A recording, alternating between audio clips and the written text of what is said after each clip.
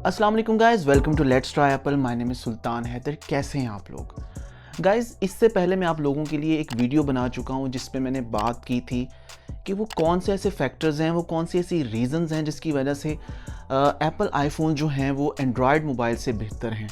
लेकिन मुझे लगा कि शायद आप लोगों को ये लग रहा होगा कि मैं हमेशा सिर्फ एप्पल के ही बेहतर होने की बात करता हूँ, लेकिन मैं चाह रहा हूँ कि मेरा ये जो रिव्यू है ये थोड़ा ट्रांसपेरेंट रहे, न्यूट्रल रहे। तो मैं आज इस टॉपिक पे बात करने जा रहा हूँ कि वो कौन सी ऐसी रीज़न्स हैं जिसकी वजह से एंड्रॉयड इंडस्ट्री के मोबाइल जो हैं वो एप्पल आईफोन से बेहतर हैं।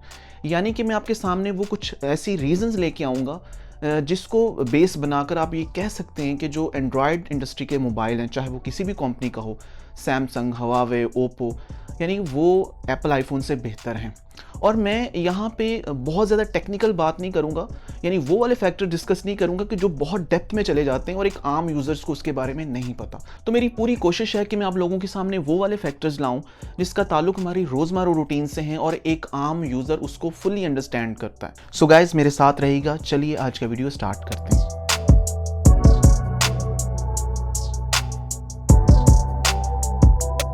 गाइस, सबसे पहली रीज़न ये है कि आप लोग जानते हैं कि हमें एंड्रॉयड इंडस्ट्री में एक वास्ट वैरायटी में फ़ोन मिलते हैं। यानी आप किसी भी ब्रांड को पकड़ लें, उसमें आपको एक बड़ी लंबी लिस्ट मिल जाएगी जो हर साल फ़ोन की रिलीज़ होती है। यानी उसमें आपको 10,000 से लेके 1 लाख, 1.5 लाख तक के मतलब फ़ोन अवेलेबल होते हैं, जिसमें जो प्राइसेस होती हैं वो चेंज होती हैं। यानी आप समझ सकते हैं कि 10,000, 20,000, 30,000, 40,000, यानी हर रेंज में आपकी कैपेसिटी में और हर तरीके से वो आपको अकोमोडेट करते हैं। और ऑन द अदर हैंड हमें एप्पल में बड़े ही लिमिटेड मॉडल देखने को मिलते हैं, जिसमें आपको पता है कि लास्ट ईयर 2020 में एप्पल ने 4 मॉडल रिलीज़ किए थे, उससे पहले 3। इस तरह पीछे चलते जाएं तो फिर हम सिर्फ एक मॉडल हमें देखने को मिलता है जो एप्पल रिलीज़ करता था। यानी एप्पल में हमें एक लंबी जो लिस्ट एंड्रॉयड की तरह है वो देखने को नहीं मिलती, जिसकी वजह से हर आदमी के जो यूजेज में, हर आदमी की कैपेसिटी में एप्पल आईफोन नहीं आता। लेकिन एंड्रॉयड इंडस्ट्री में सबसे अच्छी बात ये है कि वहाँ पे एक आम आदमी के बजट के लिहाज से आपको हर मॉडल अवेलेबल होता है और उसके पास चॉइसेस बहुत ज़्यादा होती हैं। यानी कि वो चाहे तो सैमसंग में बहुत सारे मॉडल दे सकता है या किसी दूसरी कंपनी यानी हवावे में देख सकता है, ओप्पो में देख सकता है, वीवो में देख सकता है, वन प्लस में देख सकता है। यानी बेशुमार इस तरह की कंपनीज़ हैं जिसमें कोई भी आदमी अपनी चॉइस और अपनी कैपेसिटी, अपने बजट के लिहाज से ख़ुद को अकोमोडेट कर सकता है। लेकिन अगर आप एप्पल की बात करें तो एप्पल वाली साइट पे बड़े लिमिटेड मॉडल होते हैं और वो बहुत एक्सपेंसिव होते हैं। यानी एक आम आदमी की जो कैपेसिटी है, जो उसकी पॉकेट है, वो कभी भी उसको अलाउ नहीं करती कि वो अपना 1 लाख का मोबाइल ले या 50,000 60,000 का फ़ोन ले। तो वहाँ पे उसके पास जो चॉइसेस हैं वो लिमिटेड है, जबकि एंड्रॉयड वाली साइट पे उसके पास बेशुमार चॉइसेस हैं। तो ये एक बड़ा मेन फैक्टर था, मैं आप लोगों से डिस्कस करना चाहता था। गाइस, दूसरी जो वजह है जिसके लिहाज से मैं समझता हूँ कि एंड्रॉयड इंडस्ट्री के मोबाइल जो हैं वो आईफोन से बहुत बेहतर हो जाते हैं, वो इस लिहाज से भी हैं कि एंड्रॉयड मोबाइल्स में हमें बहुत सारे ऐसे प्रीमियम फीचर जो हमें दूसरे फ़ोन्स में, यानी आईफोन्स की बात करें या बड़े फ़ोन्स की बात करें, तो उनके जो फीचर्स हैं वो हमें छोटे जो एक बजट फ़ोन होते हैं और वहाँ पे भी उनको हमें देखने को मिलते हैं। यानी आप ये कह सकते हैं कि एक आम आदमी को इससे कोई फ़र्क नहीं पड़ता कि जी स्क्रीन की रेजोल्यूशन कितनी है, उसकी PPI कितनी है, कैमरे का अपर्चर कितना है, यानी वो इतनी टेक्निकलिटीज़ में जाता ही नहीं है। ज़्यादातर लोग बड़ा डिस्प्ले दे के खुश हो जाते हैं, बैक पे 3-4 कैमरे दे के खुश हो जाते हैं, बहुत बड़ी बैटरी दे के खुश हो जाते हैं। यानी कि उनको इस चीज़ से गर्ज नहीं है कि एक्चुअल में उनकी क्वालिटी कैसी है।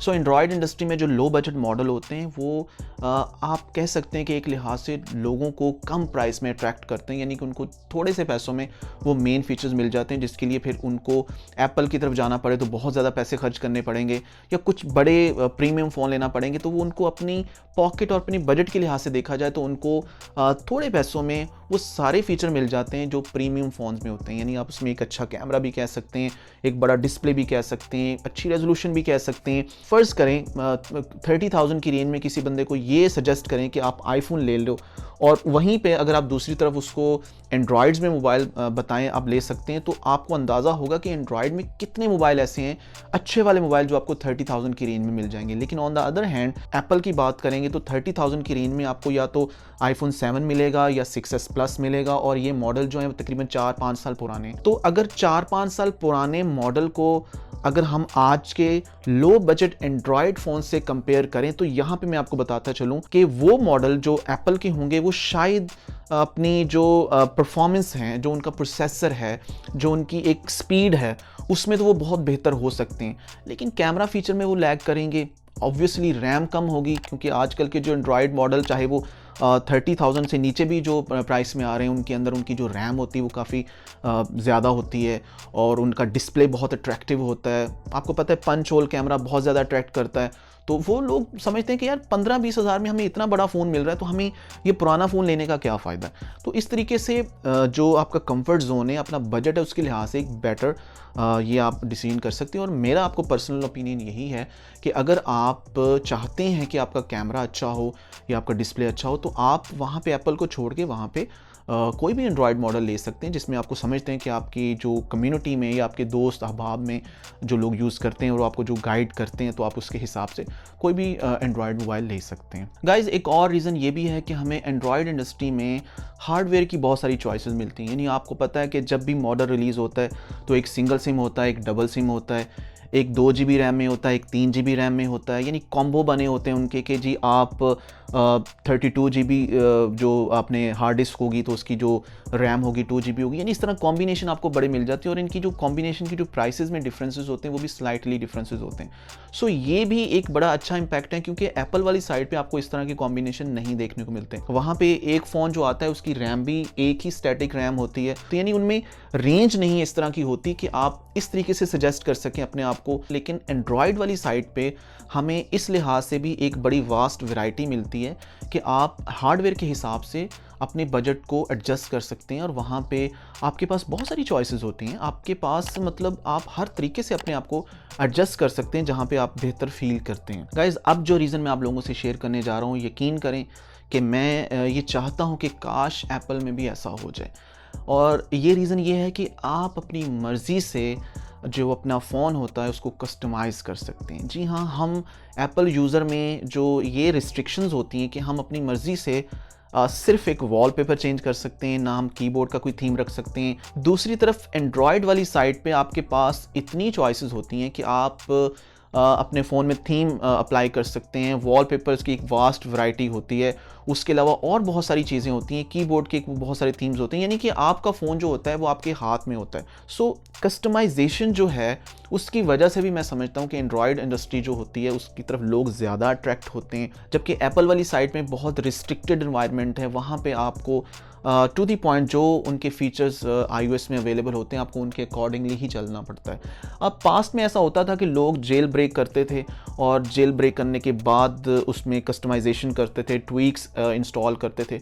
बड़ा मज़े का इन्वायरमेंट था, मैंने खुद उसको बहुत ज़्यादा इन्जॉय किया। और वो जो लोग जेल ब्रेकिंग को समझते हैं, जानते हैं, उनको पता है कि कितनी एक्साइटमेंट होती थी हमें जब जेल ब्रेकिंग आती थी किसी भी पर्टिकुलर iOS वर्जन की। सो अब बेसिकली जेल ब्रेकिंग मुश्किल हो गई है, यानी कि नामुमकिन के नज़दीक ही चले गई है। तो इस लिहाज से अब वो पॉसिबल तो नहीं है। लेकिन एंड्रॉयड वाली साइड पे आपको बग़ैर जेल ब्रेकिंग और बग़ैर रूटिंग के भी आपको कंपनीज खुद अलाउ करती हैं बहुत सारी चीज़ें करने को। तो ये भी एक गुड पॉइंट है। फ्रेंड्स, आज की जो लास्ट रीज़न है उसकी वजह से यकीन करें, मुझे एंड्रॉयड की जितनी भी कंपनीज हैं मैं उनको सलाम करता हूँ, क्योंकि वो लिटरली बहुत बोल्ड स्टेप्स लेती हैं। यानी कि मैं ये कहने जा रहा हूँ कि वो एक्सपेरिमेंटल काम करती हैं, जबकि एप्पल वाली साइड पे हमें इस तरह के बड़े एक्सपेरिमेंट बड़े फीचर्स में देखने को नहीं मिलते। यानी कि दूसरी तरफ अगर हम एंड्रॉयड फ़ोन्स की बात करें तो आप देखेंगे सैमसंग ने फोल्डिंग मोबाइल्स के ऊपर एक्सपेरिमेंट किए। शुरू में वो नाकाम हुए, लेकिन बाद में उसमें इम्प्रूवमेंट्स आई।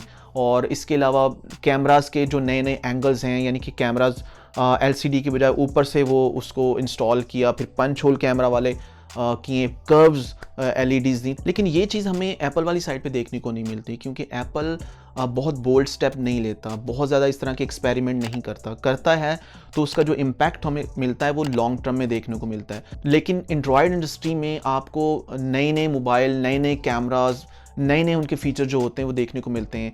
और एंड्रॉयड्स में ऐसे बहुत सारे फीचर्स हैं जो कि अब जाके आपको आईफोन्स में देखने को मिल रहे हैं। सो गाइज़, ये एक कंपैरिजन था जो मैंने एप्पल आईफोन्स और एंड्रॉयड इंडस्ट्री के जो मोबाइल हैं उनके बीच में किया, जिसमें मैंने दोनों एंड्स पे मैंने अच्छी और बुरी बातें आपके सामने रखी हैं। मैं हमेशा से ये चाहता हूँ कि वही डिसीजन आप करें जो आपकी ज़ात के लिए बेहतर है। कोई कैसा सोचता है इसके बारे में, कोई कैसी बात करता है, और आपने हमेशा अपनी कैपेसिटी, अपने मेयार, अपनी यूज़ेबिलिटी, अपना कंफर्ट जोन देखना है कि जो चीज़ आपको अच्छी लगती है, जो चीज़ आपके लिए बेहतर है, आप उसके लिए परस्यू करें। गाइज, आपको आज का वीडियो कैसा लगा मुझे कमेंट सेक्शन में ज़रूर बताइएगा।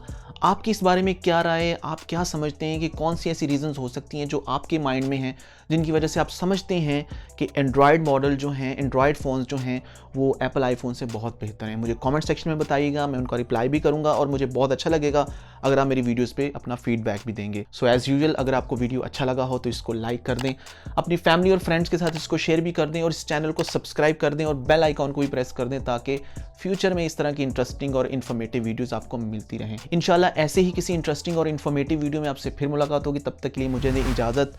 अल्लाह हाफिज़, पीस।